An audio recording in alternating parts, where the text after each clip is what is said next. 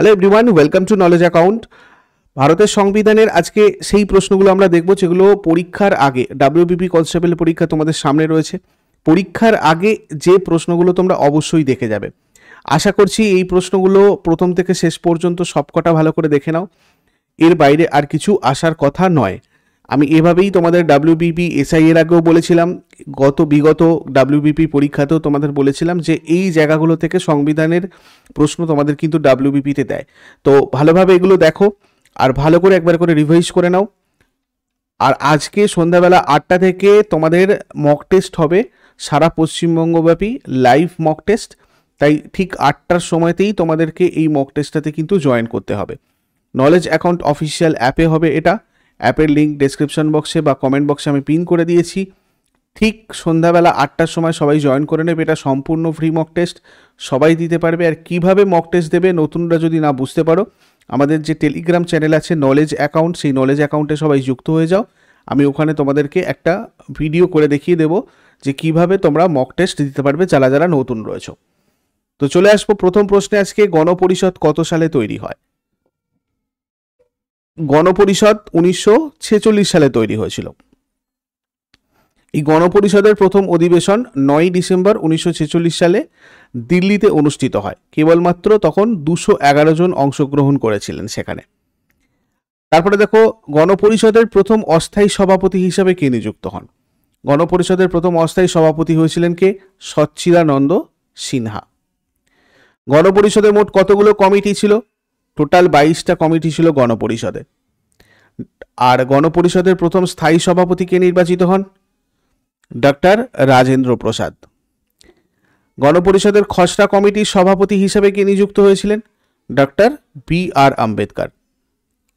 এছাড়া doctor BN. রাও, ইনি গণপরিষদের সাংবিধানিক উপদেষ্টা হিসেবে নিযুক্ত হন। সাংবিধানিক উপদেষ্টা কে ছিলেন? Doctor BN. রাও।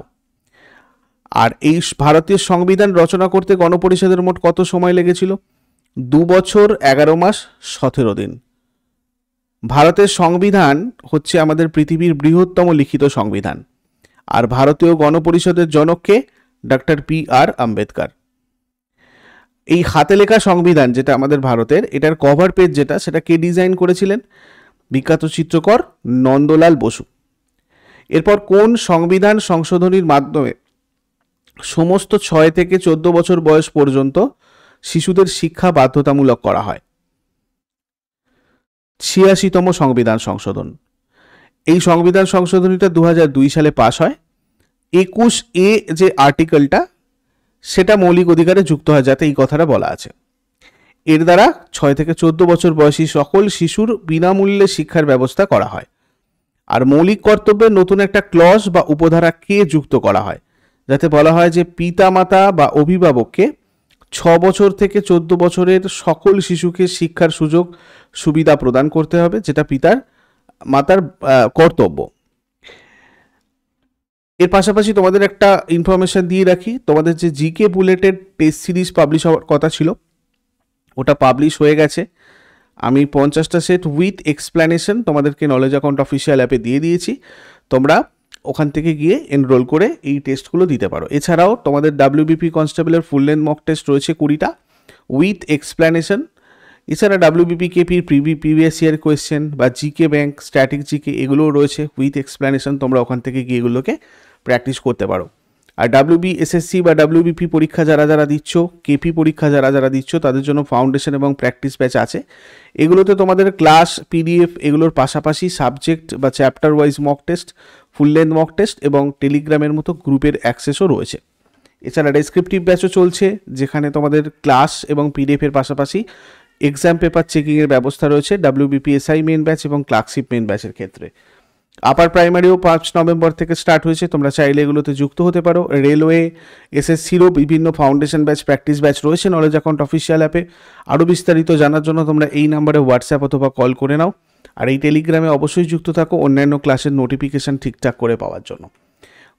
তারপরে দেখো, কোন দেশের সংবিধান থেকে ভারতীয় সংবিধানে মৌলিক অধিকারের ধারণাটি গৃহীত হয়েছে? ভারতীয় সংবিধানে মৌলিক অধিকারের ধারণা গৃহীত হয়েছে যুক্তরাষ্ট্রের সংবিধান থেকে। ভারতীয় সংবিধানের যে তৃতীয় অংশ অর্থাৎ পার্ট 3, সেখানে 12 থেকে 35 নম্বর অনুচ্ছেদে মৌলিক অধিকার স্বীকৃত হয়েছে। 1978 খ্রিস্টাব্দে 44তম সংবিধান সংশোধনের মাধ্যমে 31 নম্বর অনুচ্ছেদ সম্পত্তির অধিকার থেকে বাদ দেওয়া হয়েছে, যেটা বর্তমানে 300A-তে রয়েছে। আর 14 থেকে 18 নম্বর অনুচ্ছেদ এখানে সাম্যের অধিকার, 19 থেকে 22 নম্বর অনুচ্ছেদে স্বাধীনতার অধিকার, 23 থেকে 24 নম্বর অনুচ্ছেদে শোষণের বিরুদ্ধে অধিকার, 25 থেকে 28 নম্বর অনুচ্ছেদে ধর্মীয় স্বাধীনতার অধিকার, 29 থেকে 30 নম্বর অনুচ্ছেদে সংস্কৃতি ও শিক্ষার অধিকার, 35 নম্বর অনুচ্ছেদে সাংবিধানিক প্রতিবিধানের অধিকার রয়েছে। এছাড়া আরও কটা জিনিস তোমাদের আসে, সেটা হচ্ছে বর্ণ, জাতি, ধর্ম এবং লিঙ্গ, এইসবের ভিত্তিতে যে কোনো ধরনের বৈষম্য নিষিদ্ধকরণ, এই কথাটা বলা আছে অনুচ্ছেদ 15-তে। অনুচ্ছেদ 16-তে কি বলা আছে? সরকারি চাকরির ক্ষেত্রে সমস্ত নাগরিকদের সমান সুযোগ। অস্পৃশ্যতা দূরীকরণের কথা বলা আছে অনুচ্ছেদ 17-তে। অপরাধী ব্যক্তিকে বিধি বহির্ভূতভাবে বা অতিরিক্ত শাস্তি প্রদানের নিষেধাজ্ঞা, এটা অনুচ্ছেদ 20-তে আছে। জীবনের অধিকার আর ব্যক্তি স্বাধীনতা, এটা আছে অনুচ্ছেদ 21-এ। 6 থেকে 14 বছরের শিশুদের জন্য প্রাথমিক শিক্ষা আবশ্যিক, এই কথাটা 21A-তে বলা আছে, যেটা একটু আগেই বললাম। বাক স্বাধীনতার কথা অনুচ্ছেদ 19-এ বলা আছে। আর কোনো ব্যক্তিকে গ্রেপ্তার করা হলে তাকে গ্রেপ্তারের কারণ জানাতে হবে এবং 24 ঘন্টার মধ্যে ম্যাজিস্ট্রেটের কাছে উপস্থিত করতে হবে, এটা বলা আছে অনুচ্ছেদ 22-এ। সাংবিধানিক প্রতিবিধানের অধিকার আছে অনুচ্ছেদ 32-এ। এই অনুচ্ছেদগুলো তোমাদের জন্য খুব গুরুত্বপূর্ণ। তারপর ভারতের সংবিধান কত সালে গৃহীত হয়? ভারতের সংবিধান 1949 সালের 26শে নভেম্বর গৃহীত হয়। 1949 সালের 26শে নভেম্বর ভারতের সংবিধান গণপরিষদ দ্বারা গৃহীত হয়। তাই এই দিনটাকে, অর্থাৎ 26 নভেম্বরকে আমরা সংবিধান দিবস এবং জাতীয় আইন দিবস হিসাবে পালন করি। তারপরে কোন অনুচ্ছেদ অনুসারে ভারতের পার্লামেন্ট গঠিত হয়? ভারতের রাষ্ট্রপতি, রাজ্যসভা এবং লোকসভা নিয়ে। এটা 79 নম্বর আর্টিকেল অনুযায়ী গঠিত হয়। ভারতের কেন্দ্রীয় আইনসভা নাম আমাদের সংসদ অথবা পার্লামেন্ট। ভারতের সংবিধানের পার্ট 5-এর চ্যাপ্টার 2-তে ভারতের পার্লামেন্ট এবং আইন বিভাগীয় কাজকর্মের বিস্তারিত আলোচনা করা হয়েছে। ভারতের সংসদ একটা দ্বিকক্ষ বিশিষ্ট আইনসভা, অর্থাৎ এরা দুটো কক্ষ নিয়ে গঠিত, যার উচ্চ কক্ষটা হচ্ছে রাজ্যসভা আর নিম্ন কক্ষটা হচ্ছে লোকসভা। এছাড়া দেখো, সংবিধানের 79 নম্বর আর্টিকেল অনুযায়ী ভারতের সংসদ এই রাষ্ট্রপতি, রাজ্যসভা, লোকসভা নিয়ে গঠিত, এটা তো বললামই। অর্থাৎ রাষ্ট্রপতি শাসন বিভাগে থেকেও তিনি পার্লামেন্টের অবিচ্ছেদ্য অঙ্গ, এটা 79 নম্বরে বলা আছে। রাজ্যসভা বা কাউন্সিল অফ স্টেটস, এটা হচ্ছে আমাদের সংসদের উচ্চকক্ষ, এর সর্বোচ্চ আসন সংখ্যা 250। আর 80 নম্বর অনুচ্ছেদ, এখানে রাজ্যসভার গঠনের কথা বলা হয়েছে। 84 নম্বরে সংসদ সদস্য পদের যোগ্যতার কথা বলা হয়েছে। আর রাজ্যসভায় রাষ্ট্রপতি কর্তৃক 12 জন সদস্য মনোনীত হন, যাদের সাহিত্য, বিজ্ঞান, শিল্পকলা, সমাজসেবা বিষয় জ্ঞান এবং বাস্তব অভিজ্ঞতা রয়েছে। আর চতুর্থ তফসিলে রাজ্যসভায় রাজ্য আর কেন্দ্রশাসিত অঞ্চলের আসন বন্টনের কথা বলা আছে। এটা একটা অস্থায়ী কক্ষ রাজ্যসভা, যার ফলে রাজ্যসভাকে সম্পূর্ণরূপে ভাঙা যায় না। শুধুমাত্র 2 বছর ছাড়া ছাড়া রাজ্যসভার 1/3 সদস্যকে অবসর গ্রহণ করতে হয়। তারপর রাজ্যসভার সদস্যদের কার্যকালের মেয়াদ কত বছর? 6 বছর। রাজ্যসভার সদস্য হতে গেলে কমপক্ষে 30 বছর বয়স হতে হয়। প্রতি 2 বছর ছাড়া ছাড়া 1/3 সদস্যরা অবসর গ্রহণ করেন, যেটা বললাম। তারপর রাজ্যসভার অধিবেশনে কে সভাপতিত্ব করেন? উপরাষ্ট্রপতি সভাপতিত্ব করেন রাজ্যসভার অধিবেশনে। ভারতের শাসন ব্যবস্থায় রাষ্ট্রপতির পরেই উপরাষ্ট্রপতি রয়েছেন 63 নম্বর আর্টিকেলে। ভারতের প্রথম উপরাষ্ট্রপতিকে ডক্টর সর্বপল্লী রাধাকৃষ্ণন। উপরাষ্ট্রপতি হিসাবে নির্বাচিত হতে গেলে কমপক্ষে 35 বছর বয়স হতে হয়। আর উপরাষ্ট্রপতির কার্যকালের মেয়াদ কত থাকে? 5 বছর। এটা 67 নম্বর আর্টিকেলে রয়েছে। ভারতের উপরাষ্ট্রপতির পদটা মার্কিন যুক্তরাষ্ট্রের সংবিধান থেকে গৃহীত হয়েছে। আর আমাদের ভারতের বর্তমান উপরাষ্ট্রপতি এখন সিপি রাধাকৃষ্ণন, যিনি ভারতের 15তম উপরাষ্ট্রপতি। মৃত্যু, পদত্যাগ, অনুপস্থিতি, অসুস্থতা বা অন্য কোনো কারণে রাষ্ট্রপতির পদ শূন্য হলে উপরাষ্ট্রপতি সেই পদের কার্যভার গ্রহণ করেন। 65 নম্বর আর্টিকেলে বলা আছে। উপরাষ্ট্রপতি পদাধিকার বলে রাজ্যসভার সভাপতি হন, 64 নম্বর আর্টিকেলে বলা আছে। তারপর লোকসভার সদস্য হিসাবে নির্বাচিত হতে গেলে কত বছর বয়স্ক হতে হয়? 25 বছর বয়স্ক হতে হয় লোকসভার সদস্য হিসাবে নির্বাচিত হতে গেলে। লোকসভার সদস্যরা প্রাপ্তবয়স্ক ভোটারদের প্রত্যক্ষ ভোটদানের মাধ্যমে নির্বাচিত হন। লোকসভার সদস্য সংখ্যা, সর্বোচ্চ সদস্য সংখ্যা হচ্ছে তোমার 552 জন। এর মধ্যে অঙ্গরাজ্যগুলো থেকে সর্বাধিক 530 জন এবং কেন্দ্রশাসিত অঞ্চল থেকে সর্বাধিক 20 জন নির্বাচিত হন। পূর্বে রাষ্ট্রপতি 2 জন ইঙ্গ ভারতীয়কে মনোনীত করতে পারতেন, বর্তমানে এটা 104তম সংবিধান সংশোধনীর মাধ্যমে বাতিল করা হয়েছে। লোকসভার অধ্যক্ষ সভাপতিত্ব করেন, অর্থাৎ লোকসভায় কে সভাপতি হন যদি জিজ্ঞাসা করে বলবে স্পিকার। তারপরে ডক্টর বি.আর. আম্বেদকর নিচের কোনটিকে সংবিধানের হৃদয় আর আত্মা, হার্ট অ্যান্ড সোল বলে ব্যাখ্যা করেছেন? সাংবিধানিক প্রতিবিধানের অধিকার, যেটা আমাদের আর্টিকেল 32-তে রয়েছে। তারপরে একটি অর্থ বিলে পার্লামেন্টের কোন কক্ষে উত্থাপন করা যায়? একটি অর্থ বিল পার্লামেন্টের কোন কক্ষে উত্থাপন করা যায়? শুধুমাত্র লোকসভায় উত্থাপন করা যায়। সংবিধানের 110 নম্বর অনুচ্ছেদে অর্থ বিল সম্পর্কে আলোচনা করা হয়েছে। কোনো বিল অর্থ বিল কিনা এটা নির্ধারণ কে করেন? লোকসভার স্পিকার। লোকসভায় অর্থ বিল উত্থাপনের জন্য কার অনুমতি নিতে হয়? রাষ্ট্রপতির অনুমতি নিতে হয়। আর শুধুমাত্র কর, সরকার কর্তৃক ধার করা অর্থ, ভারতের একত্রিত তহবিল থেকে ব্যয় বা প্রাপ্তি সম্পর্কিত বিলকে অর্থ বিল বলা হয়। তারপর পার্লামেন্টের কোন কক্ষের সদস্য না হয়েও কে পার্লামেন্টের অধিবেশনে অংশগ্রহণ করতে পারেন? Attorney general. ভারতীয় সংবিধানের 76 নম্বর ধারা অনুযায়ী রাষ্ট্রপতি অ্যাটর্নি জেনারেলকে নিয়োগ করেন। অ্যাটর্নি জেনারেল লোকসভার বা ক্যাবিনেটের সদস্য নন, তিনি সদস্যদের ভোটাভুটিতে অংশগ্রহণ করতে পারেন না। অ্যাটর্নি জেনারেল ভারতের সর্বোচ্চ আইনি আধিকারিক, সংসদের উভয় কক্ষে তিনি তার বক্তব্য পেশ করতে পারেন। কোন অনুচ্ছেদে বাক স্বাধীনতার কথা বলা হয়েছে? 19 নম্বর অনুচ্ছেদে বলা হয়েছে বাক স্বাধীনতার কথা। মোট 6টা অতি স্বাধীনতার অধিকার রয়েছে। 19-এর 1-এর A নম্বর আর্টিকেলে বাক এবং মত প্রকাশের স্বাধীনতা রয়েছে। 19-1-এর B-তে অস্ত্র ছাড়া শান্তিপূর্ণভাবে সমবেত হওয়ার অধিকার আছে। 19-1-এর C-তে অ্যাসোসিয়েশন, ইউনিয়ন এবং কোঅপারেটিভ সোসাইটি তৈরি করার স্বাধীনতা। 19-1-এর D ভারতীয় ভূখণ্ডের মধ্যে মুক্তভাবে ভ্রমণ করার স্বাধীনতা। 19-1-এর E ভারতীয় ভূখণ্ডের মধ্যে যে কোনো স্থানে থাকা বা স্থায়ীভাবে বসবাস করার স্বাধীনতা। আর 19-1-এর G যে কোনো ধরনের ব্যবসা, বাণিজ্য, পেশা আর জীবিকা নির্বাহ করার স্বাধীনতা। তারপরে মুখ্যমন্ত্রী সহ অন্যান্য মন্ত্রীদেরকে শপথ বাক্য পাঠ করান রাজ্যপাল। সংবিধানের 153 নম্বর অনুচ্ছেদ অনুযায়ী ভারতের প্রতিটি রাজ্যে রাজ্যপাল থাকবেন। অঙ্গরাজ্যের শাসন বিভাগের শীর্ষে থাকেন রাজ্যপাল, আর ইনি হচ্ছেন কোনো রাজ্যের সাংবিধানিক প্রধান তথা রাজ্যের প্রধান প্রতিনিধি। কেন্দ্রের ক্ষেত্রে রাষ্ট্রপতি আর রাজ্যের ক্ষেত্রে রাজ্যপালের ক্ষমতা আর কার্যাবলী প্রায় একই রকম। রাজ্যপাল রাজ্যের সমস্ত বিশ্ববিদ্যালয়ের আচার্য, শুধু পশ্চিমবঙ্গ ছাড়া। রাজ্যপাল রাজ্যের অ্যাডভোকেট জেনারেল, রাজ্য নির্বাচন কমিশনার, রাজ্য পাবলিক সার্ভিস কমিশনার, চেয়ারম্যান সদস্য, বিশ্ববিদ্যালয়ের উপাচার্য নিয়োগ করেন। পৌরসভা এবং পঞ্চায়েতের আর্থিক ব্যবস্থা পর্যালোচনার জন্য প্রত্যেক 5 বছর ছাড়া ছাড়া রাজ্যপাল রাজ্য অর্থ কমিশন গঠন করেন। রাজ্য আইনসভায় কোনো বিল পাশ হওয়ার পর তা রাজ্যপালের স্বাক্ষরের জন্য পাঠানো হয়। সংবিধান অনুযায়ী রাজ্য সরকার কাজ না করতে পারলে রাষ্ট্রপতিকে রাজ্যপাল জানায় এবং তখন 356 নম্বর ধারা অনুযায়ী রাজ্যে রাষ্ট্রপতি শাসন জারি হয়। আর এই পরিস্থিতিতে রাষ্ট্রপতির তরফে উপদেষ্টার সাহায্যে রাজ্যপাল রাজ্য চালান। একজন যোগ্য ব্যক্তি একাধিক রাজ্যের রাজ্যপাল হিসেবে নিযুক্ত হতে পারেন।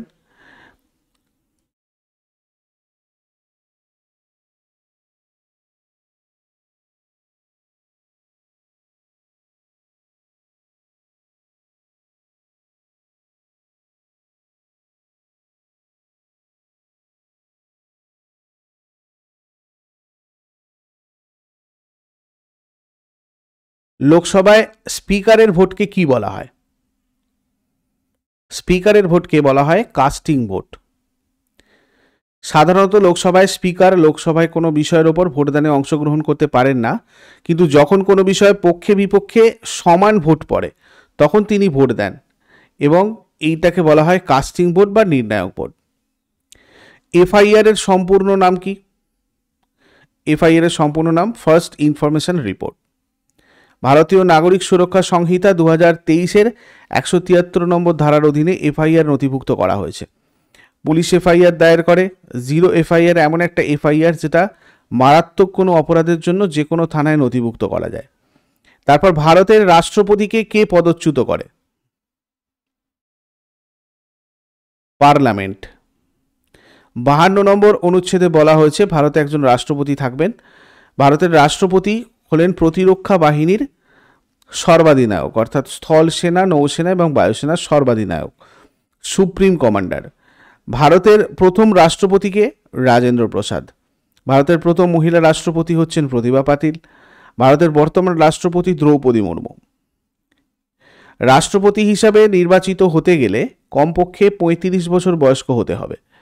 রাষ্ট্রপতির কার্যকালের মেয়াদ হচ্ছে 5 বছর।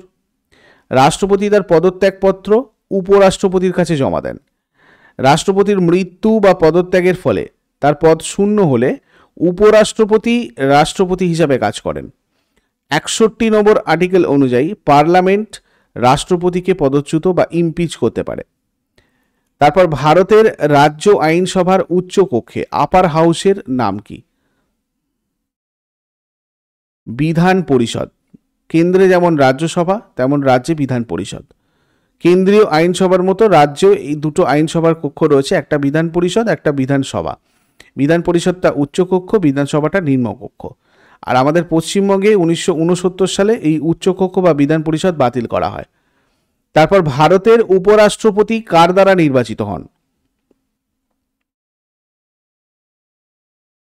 রাজ্যসভা ও লোকসভার সদস্যদের দ্বারা।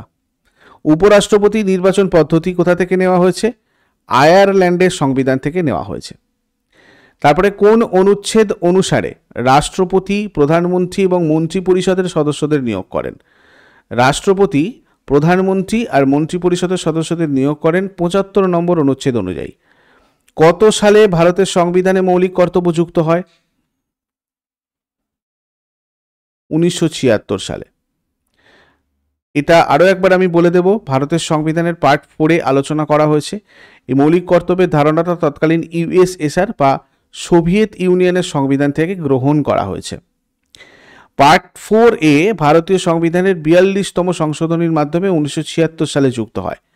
তখন সংবিধানে 10টা মৌলিক কর্তব্যের কথা উল্লেখ ছিল। 2002 সালে 86তম সংবিধান সংশোধনীর একটা কর্তব্য যুক্ত হয়ে মোট এখন 11টা মৌলিক কর্তব্য রয়েছে। ভারতের রাষ্ট্রপতিকে কারা নির্বাচিত করেন? লোকসভা, রাজ্যসভা এবং রাজ্য বিধানসভার নির্বাচিত সদস্যরা। রাষ্ট্রপতির নির্বাচন আর্টিকেল 54 and 5-এ রয়েছে। ভারতের জনগণের নির্বাচিত প্রতিনিধি অর্থাৎ সাংসদ এবং বিধায়করা রাষ্ট্রপতি নির্বাচন করেন। একটি নির্বাচক মণ্ডলী দ্বারা রাষ্ট্রপতি নির্বাচিত হন, এটা আর্টিকেল 54-এ রয়েছে। আর এই নির্বাচক মণ্ডলী তৈরি হয় কাদের নিয়ে? সংসদের উভয় কক্ষের মানে লোকসভা রাজ্যসভার নির্বাচিত সদস্যগণ মানে এমপি এবং এমএলএ অর্থাৎ বিধানসভা নির্বাচিত সদস্যগণদের দিয়ে। আর যে সমস্ত কেন্দ্রশাসিত অঞ্চলগুলোর বিধানসভা আছে যেমন দিল্লি, পুদুচেরি, জম্মু কাশ্মীর, তাদের নির্বাচিত সদস্য। আর 1992 সালে 70তম সংবিধান সংশোধনীর দ্বারা এই ব্যবস্থাটা যুক্ত হয়েছে। তারপরে সুপ্রিম কোর্টের বিচারপতিদের অবসর গ্রহণের বয়স কত বছর? 65 বছর। ভারতের সুপ্রিম কোর্টের পূর্ব নাম ছিল ভারতের যুক্তরাষ্ট্রীয় আদালত, ফেডারেল কোর্ট অফ ইন্ডিয়া। 1937 থেকে 1950 পর্যন্ত এই নামটাই ছিল। তারপরে 124 নম্বর আর্টিকেল অনুযায়ী সুপ্রিম কোর্টের প্রতিষ্ঠা হয়। ভারতের সুপ্রিম কোর্ট প্রতিষ্ঠিত হয় 1950 সালের 28শে জানুয়ারি। 124-এর 1 নম্বর অনুচ্ছেদ অনুযায়ী সুপ্রিম কোর্টে কতজন বিচারপতি থাকবেন তা নির্ধারণ করে পার্লামেন্ট। বর্তমানে 34 জন, 33 জন আর একজন প্রধান বিচারপতি সহ সুপ্রিম কোর্টে বর্তমানে 34 জন থাকেন। প্রথম প্রধান বিচারপতি, ভারতের প্রথম প্রধান বিচারপতির নাম কি? বিচারপতি হরিলাল জেকিসুন্দাস কানিয়া। সুপ্রিম কোর্টের প্রথম মহিলা বিচারপতি কে ছিলেন? বিচারপতি ফাতিমা বিবি। সংবিধানের 141 নম্বর অনুচ্ছেদ অনুযায়ী সুপ্রিম কোর্ট দ্বারা ঘোষিত রায় দেশের সমস্ত আদালত মানতে বাধ্য। তারপর হাইকোর্টের বিচারপতিদের কে নিয়োগ করেন? হাইকোর্টের বিচারপতিদের নিয়োগ করেন রাষ্ট্রপতি। হাইকোর্ট কোনো রাজ্যের সর্বোচ্চ আদালত। সংবিধানের 214 নম্বর অনুচ্ছেদ অনুযায়ী প্রতিটি অঙ্গরাজ্যের একটি হাইকোর্ট থাকে। 231 নম্বর অনুচ্ছেদ অনুসারে 2 বা ততোধিক রাজ্য এবং একটা কেন্দ্রশাসিত অঞ্চলের জন্য একটা যৌথ হাইকোর্ট গঠিত হতে পারে। হাইকোর্টের বিচারপতিদের অবসর গ্রহণের বয়স কত হয়? 62 বছর। হাইকোর্ট সংবিধানের 226 নম্বর অনুচ্ছেদের অধীনে 5টা লেখ জারি করে থাকে। কলকাতা হাইকোর্ট ভারতের প্রাচীনতম হাইকোর্ট, মনে রাখবে। ভারতীয় সংবিধানের চূড়ান্ত ব্যাখ্যার ক্ষমতা কার আছে? সুপ্রিম কোর্টের রয়েছে চূড়ান্ত ব্যাখ্যা করার ক্ষমতা। সুপ্রিম কোর্টকে ভারতের সংবিধানের অভিভাবক এবং মৌলিক অধিকারের রক্ষাকর্তা বলা হয়। তারপরে যুগ্ম তালিকা, কনকারেন্ট লিস্ট, এই ধারণাটা কোন দেশের সংবিধান থেকে নেওয়া হয়েছে? কনকারেন্ট লিস্ট এর ধারণা নেওয়া হয়েছে কোথা থেকে? অস্ট্রেলিয়ার সংবিধান থেকে। সপ্তম তফসিলের 3টে তালিকা, কেন্দ্র, রাজ্য আর যুগ্ম, এই তালিকাগুলোর মাধ্যমে কেন্দ্র ও রাজ্য সরকারগুলোর মধ্যে ক্ষমতা বন্টন করা হয়েছে। কেন্দ্র তালিকা ইউনিয়ন লিস্ট, রাজ্য তালিকা স্টেট লিস্ট অ্যান্ড যুগ্ম তালিকা কনকারেন্ট লিস্ট, এই 3টে তালিকা। তারপরে কোন অনুচ্ছেদ ভারতের সংবিধান সংশোধন এর পদ্ধতি আলোচনা করে? 368 নম্বর। ভারতের সংবিধান সংশোধনের পদ্ধতি দক্ষিণ আফ্রিকার সংবিধান থেকে গৃহীত হয়েছে। এটা সংবিধানের পার্ট 20-তে আছে। তারপরে কোন অনুচ্ছেদ অনুসারে রাষ্ট্রপতি কেন্দ্র আর রাজ্যের মধ্যে রাজস্ব বন্টনের জন্য অর্থ কমিশন গঠন করে? 280 নম্বর অনুচ্ছেদ অনুযায়ী। সংবিধানের 280 নম্বর অনুচ্ছেদ অনুযায়ী রাষ্ট্রপতি প্রতি 5 বছর অন্তর অর্থ কমিশন গঠন করেন। একজন সভাপতি আর 4 জন সদস্য নিয়ে এই অর্থ কমিশন গঠিত হয়। অর্থ কমিশনের সদস্যদের নিয়োগ করেন ভারতের রাষ্ট্রপতি। আর অর্থ কমিশনের কার্যকালের মেয়াদ হয় 5 বছর। ত্রিস্তরীয় গ্রাম পঞ্চায়েত ব্যবস্থার প্রথম স্তর। ত্রিস্তরীয় গ্রাম পঞ্চায়েত ব্যবস্থার প্রথম স্তর হচ্ছে গ্রাম পঞ্চায়েত। ভারতে সর্বপ্রথম 1959 সালের অক্টোবর মাসে রাজস্থানের নাগৌর জেলায় পঞ্চায়েতি রাজ প্রতিষ্ঠিত হয়। এরপর সেই বছর অন্ধ্রপ্রদেশেও পঞ্চায়েতি রাজ ব্যবস্থা প্রতিষ্ঠিত হয়। 1992 সালে 73তম সংবিধান সংশোধনী আইন দ্বারা সংবিধানে পার্ট 9 যুক্ত করা হয়। এই পার্টে 243 থেকে 243 অনুচ্ছেদে পঞ্চায়েতের গঠন, কার্যাবলী এবং ক্ষমতা সম্পর্কে বিস্তারিত আলোচনা করা হয়। এর মাধ্যমে পঞ্চায়েতি রাজ সাংবিধানিক মর্যাদা পায়। এখন গ্রাম স্তরে গ্রাম পঞ্চায়েত, ব্লক স্তরে পঞ্চায়েত সমিতি আর জেলা স্তরে জেলা পরিষদ রয়েছে। তারপরে সংবিধানের কোন পার্টে পৌরসভার গঠন আর কার্যাবলী নিয়ে আলোচনা করা হয়েছে? পৌরসভার গঠন আর কার্যাবলী নিয়ে আলোচনা করা হয়েছে পার্ট 9A-তে। নির্বাচন কমিশনের কমিশনারদেরকে কে নিয়োগ করেন? রাষ্ট্রপতি। পার্ট 15-এ ভারতের নির্বাচন নিয়ে আলোচনা করা হয়েছে। নির্বাচন কমিশন লোকসভা, রাজ্যসভা, রাজ্য বিধানসভা, রাজ্য বিধান পরিষদ এবং রাষ্ট্রপতি আর উপরাষ্ট্রপতি নির্বাচন আয়োজন করে আর দেখাশোনা করে। আর 1950 সালের 25শে জানুয়ারি ভারতের নির্বাচন কমিশন প্রতিষ্ঠিত হয়। সে কারণে 25শে জানুয়ারি দিনটাকে জাতীয় ভোটার দিবস হিসাবে পালন করা হয়। ভারতের নির্বাচন কমিশন একজন মুখ্য নির্বাচন কমিশনার আর 2 জন ডেপুটি নির্বাচন কমিশনার নিয়ে গঠিত হয়। সকল নির্বাচন কমিশনাররা রাষ্ট্রপতি দ্বারা নিযুক্ত হন। নির্বাচন কমিশনারদের কার্যকালের মেয়াদ 6 বছর বা 65 বছর পর্যন্ত থাকে, যেটা আগে হয়। নির্বাচন কমিশন প্রাপ্তবয়স্ক ভোটাধিকারের ভিত্তিতে লোকসভা এবং বিধানসভার নির্বাচন অনুষ্ঠিত করে 326 নম্বর ধারা অনুযায়ী। নির্বাচন কমিশন বিভিন্ন রাজনৈতিক দলের রেজিস্ট্রেশন করে। তারপরে পাবলিক অ্যাকাউন্টস কমিটির সভাপতি কে হন? পাবলিক অ্যাকাউন্টস কমিটির সভাপতি বিরোধী দলনেতা। পাবলিক অ্যাকাউন্টস কমিটি মোট 22 জন সদস্য নিয়ে গঠিত। 15 জন লোকসভা দ্বারা নির্বাচিত এবং 7 জন রাজ্যসভা থেকে নির্বাচিত। পাবলিক অ্যাকাউন্টস কমিটির সভাপতি হন লোকসভার বিরোধী দলনেতা। পাবলিক অ্যাকাউন্টস সম্পর্কিত কমিটি হচ্ছে প্রাচীনতম সংসদীয় কমিটি এবং 1921 সালে প্রথম গঠিত হয়েছিল। পাবলিক অ্যাকাউন্টস কমিটির চেয়ারম্যানকে নিয়োগ করেন কে? লোকসভার স্পিকার। তারপরে কোন অনুচ্ছেদ অনুসারে রাষ্ট্রপতির শাসন মানে প্রেসিডেন্টস রুল জারি করা হয়? 356 নম্বর আর্টিকেল অনুযায়ী। ভারতের রাষ্ট্রপতির হাতে 3 ধরনের জরুরি অবস্থা জারি করার ক্ষমতা প্রদান করা হয়েছে। এক জাতীয় জরুরি অবস্থা 352 নম্বর আর্টিকেলে রয়েছে, এটাকে ন্যাশনাল এমার্জেন্সিও বলে। রাজ্যভিত্তিক জরুরি অবস্থা বা স্টেট এমার্জেন্সি 356 নম্বর আর্টিকেলে রয়েছে, যেটাকে রাষ্ট্রপতি শাসন বলা হয়। আর অর্থনৈতিক জরুরি অবস্থা বা ফাইন্যান্সিয়াল এমার্জেন্সি, এটা 360 নম্বর আর্টিকেলে রয়েছে। তারপরে কোন সংবিধান সংশোধনীর আইনের মাধ্যমে ভারতের পঞ্চায়েত ব্যবস্থার প্রতিষ্ঠা করা হয়? 73তম সংবিধান সংশোধনী আইন। এই সংবিধান সংশোধনীটা 1992 সালে পাশ হয়। পার্ট 9-এ মানে 243 থেকে 243 ও যুক্ত হয়। পার্ট 9-এ পঞ্চায়েতি রাজ সম্বন্ধে বিস্তারিত আলোচনাও করা আছে। তারপরে লোকসভার যৌথ অধিবেশনে কে আহ্বান করেন?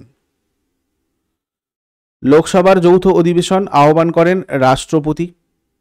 ভারতের কম্ট্রোলার অ্যান্ড অডিটর জেনারেল নিম্নের কোন ক্ষেত্রের সাথে যুক্ত? হিসাব নিরীক্ষণ। ভারতীয় সংবিধানের 148 নম্বর অনুচ্ছেদ, কম্ট্রোলার অ্যান্ড অডিটর জেনারেল হচ্ছেন দেশের শীর্ষ নিরীক্ষা সংস্থা। ভারতের রাষ্ট্রপতি ক্যাগকে নিয়োগ করে। নিয়োগের সময় রাষ্ট্রপতি তাকে শপথ বাক্য পাঠ করান।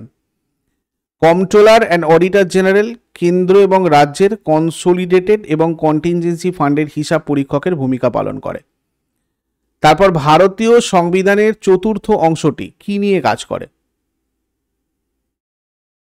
রাষ্ট্র পরিচালনার নির্দেশমূলক নীতি। নির্দেশমূলক নীতির ধারণাটা আয়ারল্যান্ডের সংবিধান থেকে নেওয়া হয়েছে। চতুর্থ অংশ বা পার্ট 4-এ 36 থেকে 51 নম্বর অনুচ্ছেদে নির্দেশমূলক নীতিগুলো আলোচনা করা হয়েছে। ভারত একটি জনকল্যাণকর রাষ্ট্র হিসেবে নিজেকে প্রতিষ্ঠিত করতে এবং সামাজিক, অর্থনৈতিক ও রাজনৈতিক ন্যায় বিচার প্রতিষ্ঠা করতে যে সকল নীতিগুলো মেনে চলবে তাকেই রাষ্ট্র পরিচালনার নির্দেশমূলক নীতি বলা হয়। যে গুরুত্বপূর্ণ নির্দেশমূলক নীতিগুলো তোমরা দেখে রাখবে সেগুলো হচ্ছে 38 নম্বর অনুচ্ছেদ, জনকল্যাণকামী রাষ্ট্রের ধারণার কথা বলা আছে। 39-এর ডি, এখানে সমান কাজের জন্য সমান বেতনের কথা বলা আছে। 39-এ বিনামূল্যে আইনি পরিষেবার কথা বলা আছে। 40 নম্বর গ্রাম পঞ্চায়েত প্রতিষ্ঠার কথা বলা আছে। 44 নম্বর ইউনিফর্ম সিভিল কোডের কথা বলা আছে। 50 নম্বর আর্টিকেল বিচার বিভাগকে শাসন বিভাগ থেকে আলাদা করার কথা বলা হয়েছে। আর 51 নম্বর আর্টিকেলে আন্তর্জাতিক শান্তি আর নিরাপত্তা প্রতিষ্ঠার কথা বলা হয়েছে। তারপরে বর্তমানে সংবিধানে কতগুলো অনুচ্ছেদ, পাঠ আর তফসিল আছে? এখন সংবিধানে আছে 448টা, প্রায় 448টা অনুচ্ছেদ, 25টা পাঠ আর 12টা তফসিল।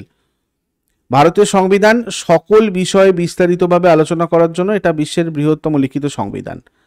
আর মূল যে সংবিধান ছিল সেখানে 22টা পাঠ, 395টা অনুচ্ছেদ এবং 8টা তফসিল ছিল। বর্তমানে 25টা পাঠে প্রায় 448টা অনুচ্ছেদ এবং অসংখ্য ক্লজ বা উপধারা এবং 12টা তফসিল আছে। সংবিধানের প্রস্তাবনায় কত সালে সমাজতান্ত্রিক আর ধর্মনিরপেক্ষ এই শব্দ দুটো সংযোজিত হয়েছে? 1976 সালে। 1976 সালে ইন্দিরা গান্ধীর শাসনকালে 42তম সংবিধান সংশোধনীর মাধ্যমে সমাজতান্ত্রিক, ধর্মনিরপেক্ষ আর সংহতি শব্দগুলো যুক্ত হয়। পার্ট 4A অর্থাৎ মৌলিক কর্তব্য যুক্ত হয় এখানে। এই সংবিধান সংশোধনী আইনটাকে বলা হয় সংবিধানের ক্ষুদ্র সংস্করণ বা মিনি কনস্টিটিউশন। পণ্ডিত জওহরলাল নেহেরু 1946 সালের 13ই ডিসেম্বর গণপরিষদের অধিবেশনে অবজেক্টিভ রেজলিউশন প্রকাশ করেন এবং এই অবজেক্টিভ রেজলিউশন 1947 সালের 22শে জানুয়ারি গণপরিষদ দ্বারা প্রস্তাবনা হিসাবে গৃহীত হয়। কে এম মুন্সি এই প্রস্তাবনাকে ভারতীয় সংবিধানের রাজনৈতিক রাশিফল বলেছেন।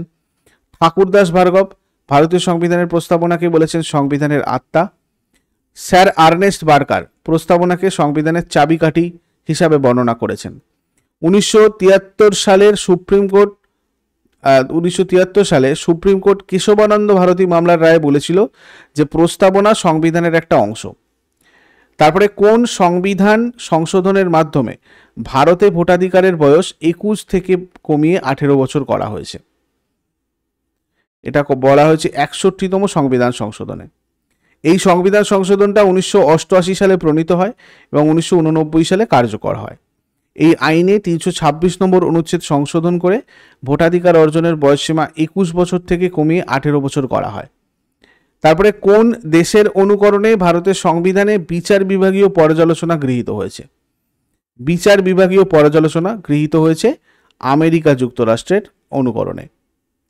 এই পর্যন্ত থাকলো, এইগুলো ভালো করে প্র্যাকটিস করো। আরও একটা তোমাদের আমি কুইক রিভিশন সংবিধানের ক্লাস নিয়ে আসবো নেক্সট উইকে।